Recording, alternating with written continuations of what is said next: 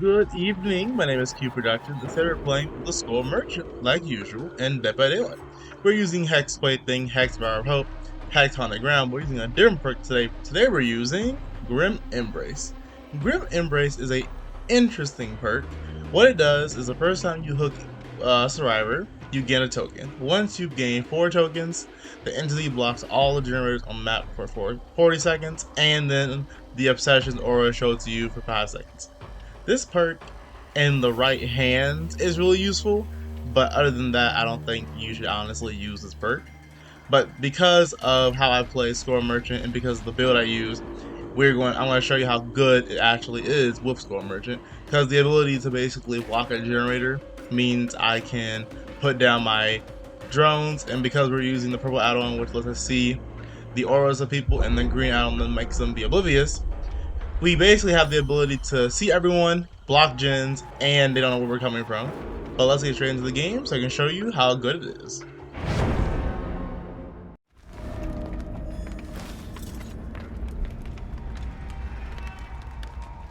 Okay, the map we got today is the Blood Lodge.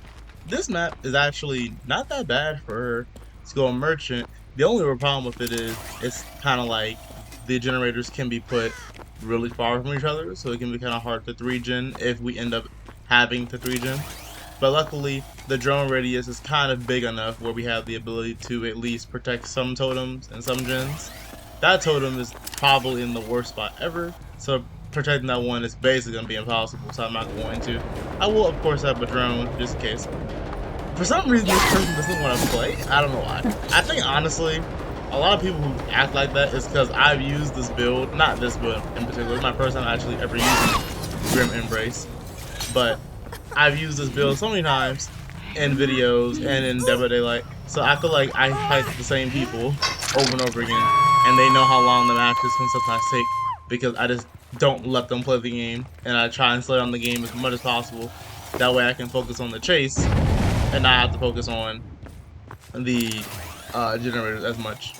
But we already got 1 stack of Grim Embrace. It's not really hard to stack Grim Embrace, honestly. It's just the fact that basically out of the 4 perks you have, 1 of the 4 perks is literally doing nothing, and then it does something once, and then after it does its thing 1 time and never does it again for the entire game. So you basically have to use that 40 seconds of time where every generator is blocked to your advantage. If you don't do that, you will basically waste the perk. But we're just gonna chase people like we always do, and of course, using Hex Plaything, we can get people oblivious if necessary. But luckily, I don't think they're gonna find our Hex or our Hope because it's kind of. I'm pretty sure both our totems are in good spots. Also, even if you do find it, doesn't really matter because of the fact that there's a chance they'll just get the Hex on the ground instead. Now, sadly, we aren't using Hex Pedimento like I usually do, so it kind of does suck if they cleanse my totems. But at the same time, if there's the wrong one, I'm happy. So that's 2 people down. Now we gotta hook this person so we can get another stack for our Grim Embrace. Also, I wanted to say that if you like the video and you actually enjoyed me playing Dead by Daylight, I love playing this game. Make sure you like, comment, and subscribe. And I read every single comment, by the way, and try and respond to every single comment. So I love when y'all comment. One person in particular commented saying if it was possible for me to increase the brightness. At the time of recording some of these videos, I never increased the brightness. I didn't know how to do it. I just recently figured it out, actually, at the time of recording this video. But when I record the video and when I talk in my videos are different days. Sometimes I record my video and it's just sitting on my computer, and other times I'll record it and then post commentate it the same day. But now that I know how to increase the brightness of my gameplay, you will see much better gameplay. I know it can be a little dark on YouTube. Sometimes I notice some games on YouTube look darker than they actually are. But I choose to chase this person because I want to try and get a quick down before my Hex on the ground goes away. Now, I kind of decided I would down him, even though honestly this window is so strong and he's gonna drop his pallet. He doesn't want to get exposed. So I'm not mad, but it's fine. The Shack pallet's gone now. this person might get to stage 2. But I don't even mean to camp, honestly. I just want to kick this gen and protect and try and get the down, but I didn't get the down. This person has that perk where basically they can press the button and stop the timer of the survivors. I don't care if they do that because honestly I don't tunnel. I'm trying to get Grim Embrace active. So I think I need to actually down Dwight, but I'm gonna try and down Fangman before I decide to do anything else. But luckily we found Dwight, and they drop every pallet even though I hit them. I don't know why I do that, but it doesn't really matter to me. That's more pallet I can get rid of later on, or keep it, and you make this so they have to vault it so we can get a free hit. I go back because I realize that I go back because I want to be able to see if I can find the person who unhooked them. This would be a really good time to have Make Your Choice, but I chose not to run it. Because even though I like Make Your Choice, I don't have the ability to really move that fast across the map. So Make Your Choice really wouldn't help me, honestly. But I'm gonna go back to this gen because I know someone's on it. She had the endurance status effect, so she was gonna definitely work on this gen instead of trying to heal herself. But we also got her in a really bad situation. She doesn't really have anywhere to go, and she's already been hooked once, so hooking her again will make her on stage 2.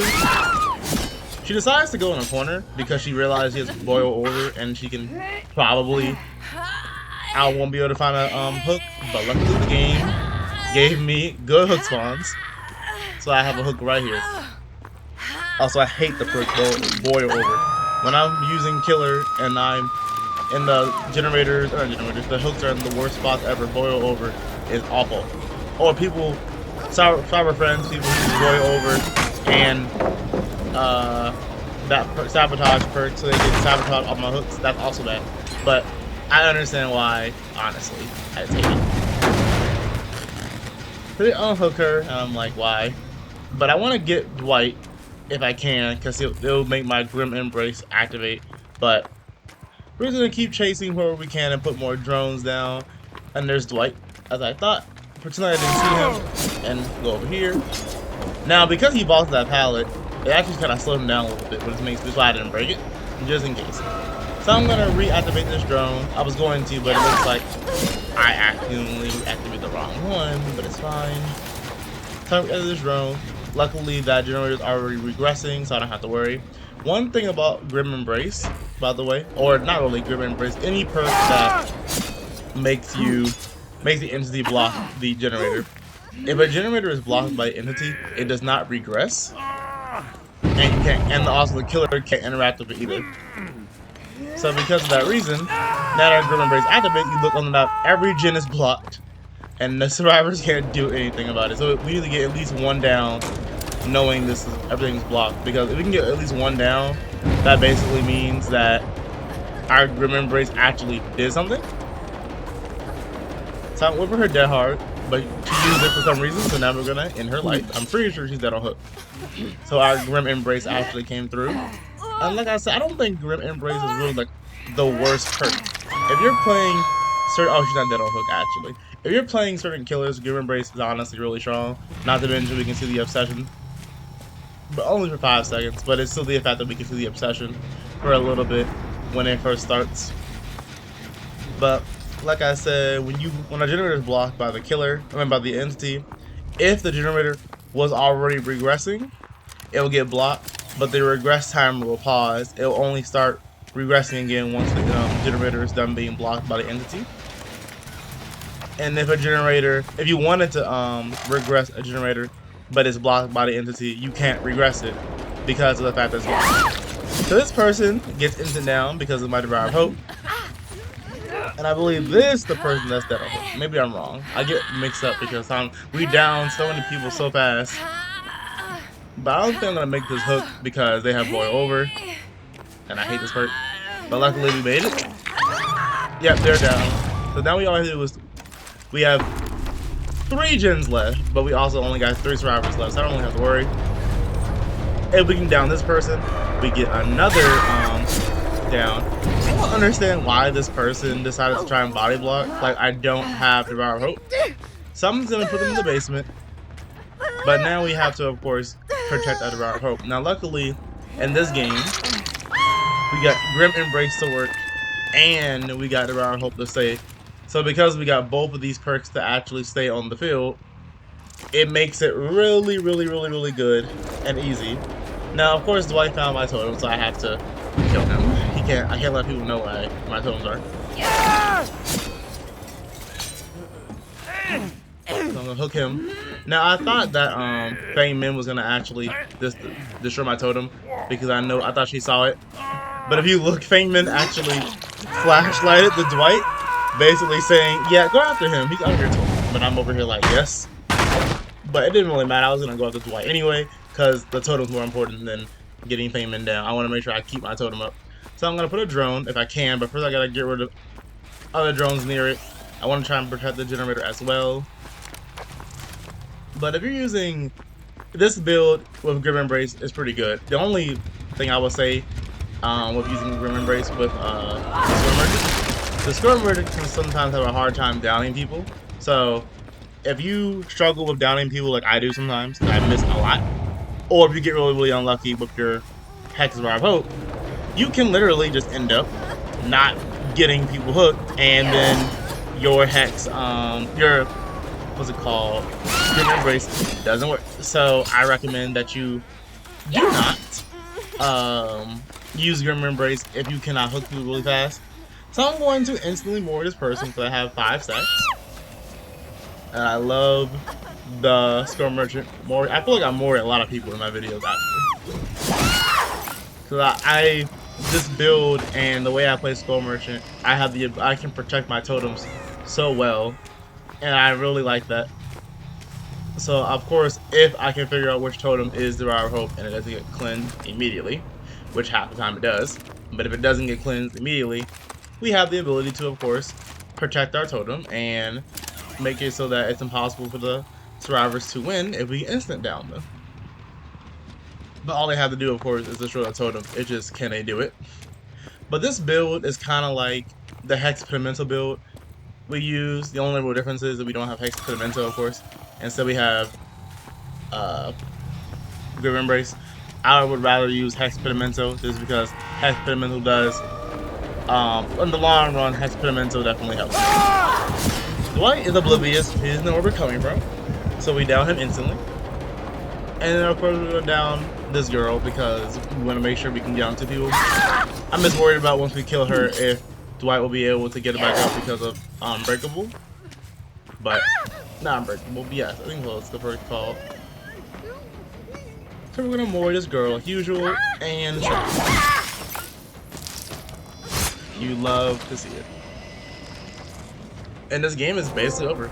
There's no way Dwight can come back from this once he gets the hatch, of course, but I don't care if he gets the hatch because I basically showed off this build.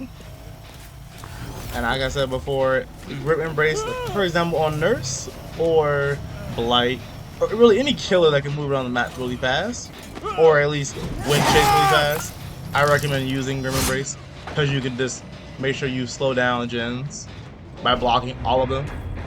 And you can use the 40 seconds of gens being unable to be repaired. You can use that time to find other survivors. Well, on this build with Squirm Merchant, it works pretty well as well because of the fact that you have the ability to just protect totems, protect gens that are already being blocked, and move faster / locate people with your power. So I believe that it's really, really good on this killer too. But that was the build, and that was the game. If you enjoyed the video, make sure you like, comment, and subscribe. Share the video with anyone you know. If you know anybody else who likes watching Dead by Daylight, make sure you tell them about my channel. I'll be posting a lot more videos because Squirm Merchant is the best killer in the game, and no one can tell me otherwise. This build is really great, by the way. I recommend. I have another build. I have multiple builds. I'm trying to get every perk on this killer because I want to try different builds and different strategies and show y'all. Because it's really fun when you have different strategies you can use with one killer. But I'll see y'all in the next video.